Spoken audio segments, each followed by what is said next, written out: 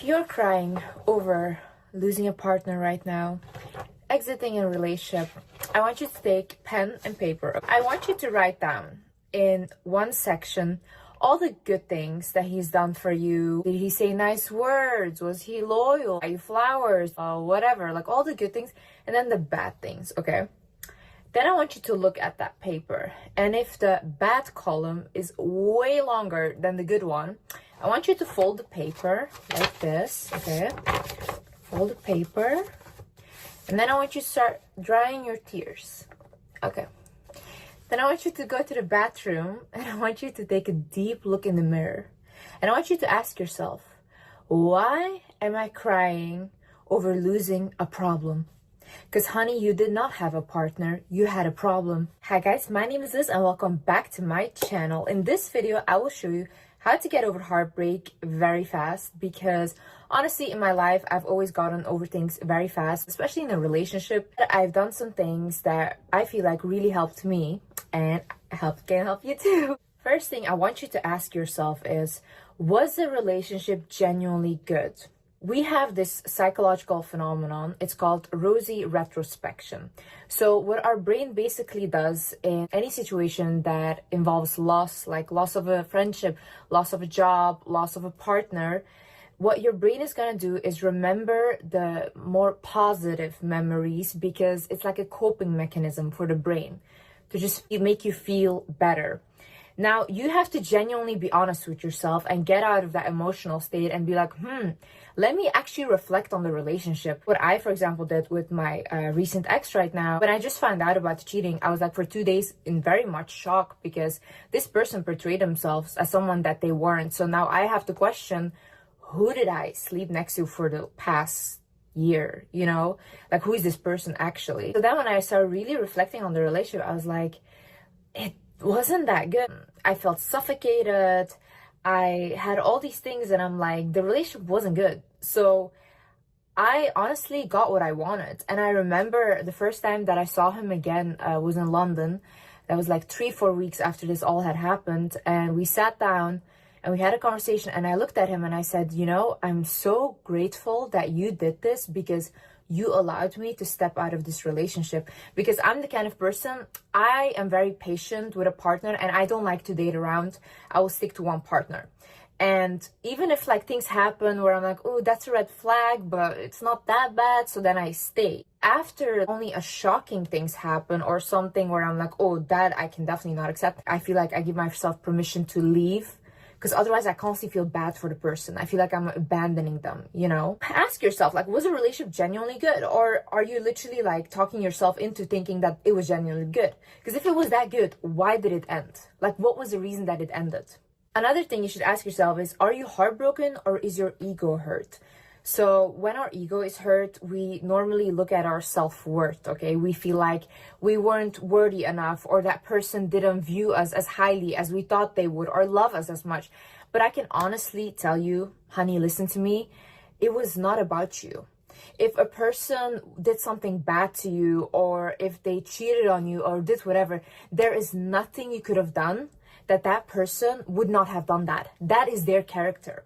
And you shouldn't take their character and put it on yourself and be like, this defines me. No, it doesn't define you. Like, if you were genuinely good with them, if you were honest, if you were loyal, and they did you like that, then there's nothing you could have done. You could have like literally controlled them more, did this more, did that more, whatever. They would have still done that. That is in their character. You have to think like, oh my God, someone that wants to hurt someone in that kind of way, how do they think? You have to be very, very selfish, first of all, and you have to be so inconsiderate of your partner to do that. So they just didn't consider you, and they won't consider the next person. That is the pattern. That is who they are. Like, for example, when my dad cheated on my mom for like the 7,000th time, but then this time he actually got married to another woman and he left. He called her and he was like, look, I still want you back. I still want to be with you. And my mom was on the phone and she told him, listen, I do not feel any sadness that you left, because you are a problem, and you are a problem that has left. And she said, I feel bad for your new wife, because you did not leave with a new personality. You left with the same personality that you have. And guess what, guys? My oldest brother, he's the only one that still talks to my dad, and he's around him. He told us, dad has like 2 daughters now and a son, 2 young daughters. He told us the way he abuses this woman is really not normal. And these little daughters of that new wife go to my dad and they say, why do you do this to our mom? And I'm literally thinking to myself, you're out here traumatizing every single child. Like, how is this normal? This is not normal. But look, he never changed. He just switched the woman, but his character stayed the same. Another thing is, losing a bad person is never a loss. You got protected. God gave you the biggest protection. Even if it takes 10 years, even if it takes 20 years, at the end of the day, when you have that switch in your head and you click and you say, you know what, this is what I won't accept anymore, and you walk away, or you say like, this is the last time you've treated me like that, and you walk away, I applaud you. And honestly, God bless you with opening your eyes, because a bad person is going to ruin you. And when you are in that relationship, you cannot see that for yourself. You cannot see the future ahead because you're kind of confused in an emotional, abusive situation as well. You don't know what's really going on, and you start to kind of become like a zombie. But I promise you, once you're out of that, and once you look back, clear eyes, you're like, what the fuck was I in? What was I doing? You see, when you're around people that just energetically constantly want to take from you, you start to lose yourself. And you will see these people, they become more successful, they have this, they have that, but you start to lose your purpose. You don't feel like yourself anymore. You don't even look like yourself anymore. And then you think like, what is going on? But then you step out of that relationship, all of a sudden your glow is back, your skin is healing, you look way better, you feel better, you have motivation. You were not the problem then. I promise you, you were not the problem. Don't think like, oh my God, I should go back now because maybe it will get better. Honey, if it didn't get better by now, it will not get better. Believe me, I've been around addicts. I have been around people that had certain ways about them that never ever wanted to change. And nothing what I did to try to help them or try to make them change ever did anything. Never. If someone doesn't want to change themselves, and if they don't take that necessary steps to change, you will not see a new person. They'll probably die like that, truly. Another thing is, allow the emotions to come over you. Allow these emotions to purge and process. Reflect on the situation and ask yourself, okay, why do I feel like this right now? You feel immense sadness because, yeah, it's normal. You just lost a person that you were with every day, probably. You were texting them every day. Like, that is hard loss. It's almost like someone died. Someone cheated on you. It's like figuring out that that person never existed. So now you're questioning your own reality because they did something. It's really sad. So what I would suggest then is talk to a friend, talk to a therapist, and talk it over and over and over again. God bless my sister Sabina. I've talked to her about the same situation 10,000 times. Like, I was over and over again talking to her about it because I could not understand the shock. I did not see this coming. But that really helped me to get this out of my system and then come to a point where I was like, okay, I get it now.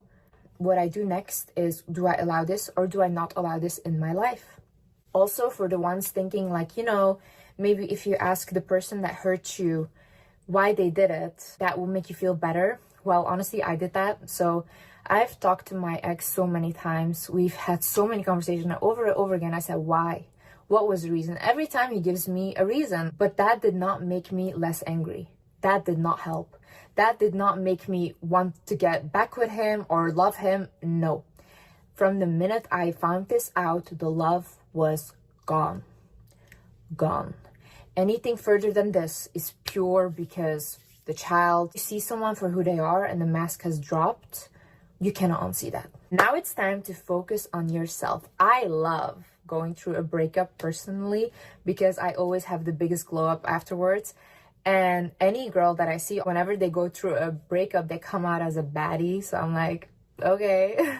So just focus on yourself right now. Like, if you want to go to the gym and do whatever you want to do, do that. If you want to do more self-care or work on yourself or whatever, do that. If you just want to focus on regulating your nervous system, on finding new ways to relax, whatever makes you feel good, do that. And don't feel bad for spending money on that or investing in yourself. No, honey. This is the time that you should be extra nice to yourself. And this is also the time that you should surround yourself with people that truly love you.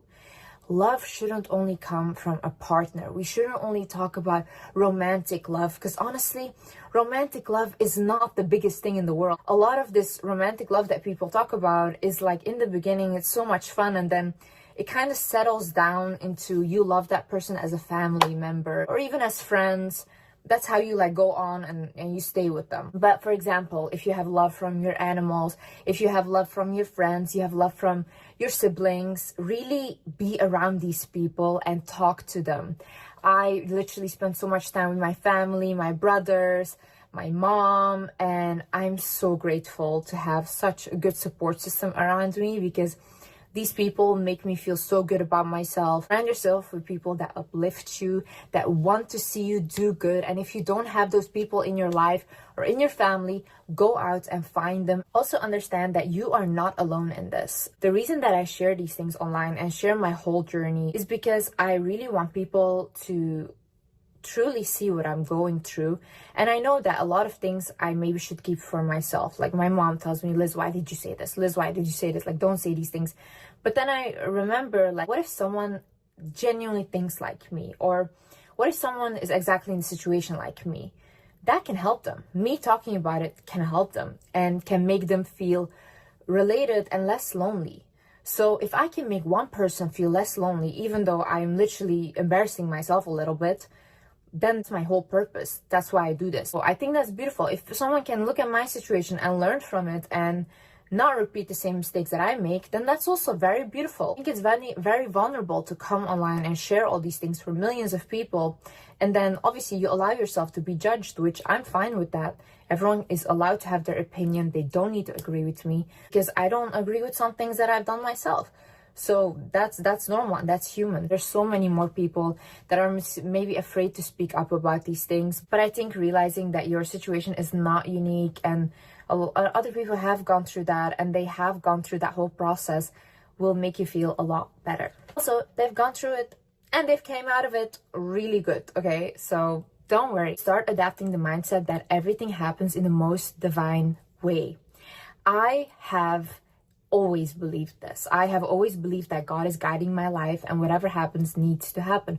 Whoever I lose needs to go. I also don't go into relationships thinking like, oh my God, this is gonna be forever or all of this forever. I don't believe in forever. I think we all die and then we go home. I just believe that whatever is happening in my life is meant to happen and it's happening for my highest good. Start adapting that mindset. Whenever something happens to you, don't say, God, why did you do this to me? Ask yourself, what is this teaching me? What can I learn from this? And how is God allowing me to grow right now? I really believe that just because I have such a positive outlook on life and I really put a lot of faith in God, that my life has always been miraculously, always very beautiful. I'm very grateful for that, you know, even though I had a bad childhood, but even coming out of that, if I look back, I'm like, whoa, this is God's work, because how did I even do that? And anytime a situation happens to me, I come out of it 10 times better. And you have to also start believing that for yourself. When something bad happens, you have to be like, oh my God, I'm so excited, because now so many good things are going to happen for you. And when you receive those blessings, have immense gratitude. And last but not least, you will rise regardless. No matter what happens to you, no matter who leaves your life, no matter who bullies you, no matter whoever says whatever about you, you will rise. And every person that has done you badly will have to watch you rise, because God will put you right back together in front of the people that broke you. I promise you that. I have not one time seen people that have been done dirty, that had good intentions, or that just really were good to a person, that did not rise after that. You will rise again and again. This is not the first time something bad has happened. This will not be the last time that something bad has happened. But at the end of the day, when you still have yourself, that is when you have won. At the end of the day, when you come home and you look in the mirror and you still hold your head high, that is when you have won. No matter what happens, everyone will always have to watch you rise. and that will be revenge.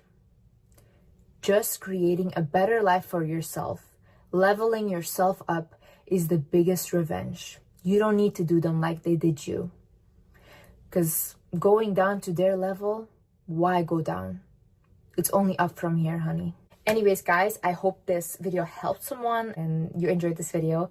I love you guys so much, and thank you so much for the love. Thank you so much for the support. You guys are so nice to me and so sweet to me, and literally the love that I've received from you guys is another reason why I feel so good. I feel so happy, and thank God that my stress and everything is not that bad.